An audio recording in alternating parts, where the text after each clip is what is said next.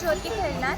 धुळे इथून नंदुरबार जिल्ह्यातील भगवान बिरसा कला संगम कला स्पर्धेसाठी विभागीय स्तरीयवरती स्पर्धा आयोजित केली आहे. मी चित्रकला या स्पर्धेतून सहभाग केलेला आहे. तर चित्रकला स्पर्धा असून सुद्धा अजून बाकी काही कला आहेत, जसं गायन आहे, हस्तकला आहे आणि नृत्य आहे. पुन्हा आता आधुनिकीकरण आलं आहे म्हणून मग रील्स वगैरे मधून सुद्धा आपलं आदिवासी कल्चर कसं दाखवता येईल याची स्पर्धाही आहे.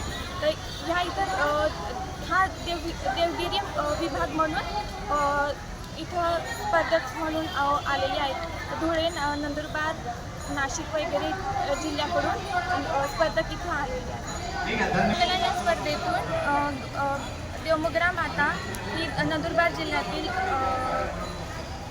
सर्वात जास्त पूजली जाणारी आणि आदिवासी लोकांची कुलदेवता म्हणून तिचं पूजन होतं.